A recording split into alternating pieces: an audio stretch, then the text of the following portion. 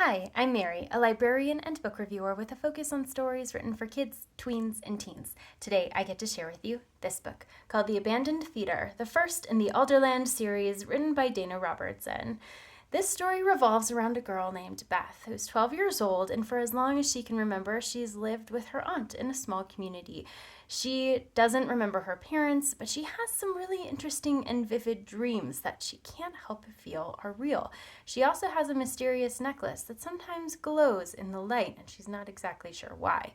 On the edge of town, there is an abandoned theater, and there's a story about a man who disappeared from there one fateful night that changed everyone who was in attendance at that performance.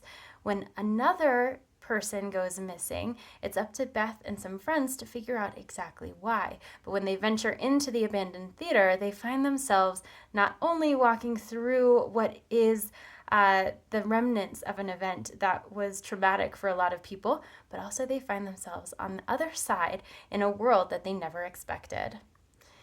This story is a really interesting middle grade novel because it incorporates a lot of elements that really lean into the older side of middle grade, even into a little bit of the YA. So even though Beth is 12 years old, there's a lot of heavy material in this book. There's some light horror elements, there's some death and deception, and also just the trauma and dealing with a past that Beth didn't know existed. So as you're going through the book, it is accessible to a younger audience. The chapters are fairly short, and the momentum of the story moves really quickly. Also, there's some things in the book that will resonate, especially with more mature middle grade readers, as far as relationships with adult caregivers, the independence that comes around this age, and then also the interpersonal relationships as they grow with one another. So this book is the first in its series, and it has some elements, like I said, of some light horror. There's also some magic realism and a little bit of paranormal worked in here. So there's a lot of dynamic complexity to the plot and the storyline.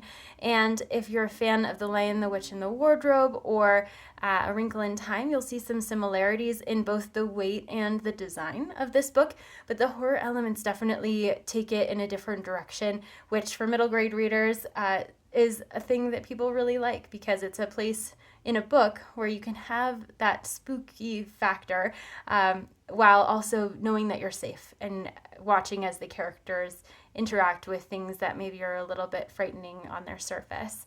So while it is a relatively short book, there's a lot worked in here, and it is the first in the series, leaves it open for a sequel. So as you're getting to know the characters and the backstory, you know that there's more to come in subsequent installments.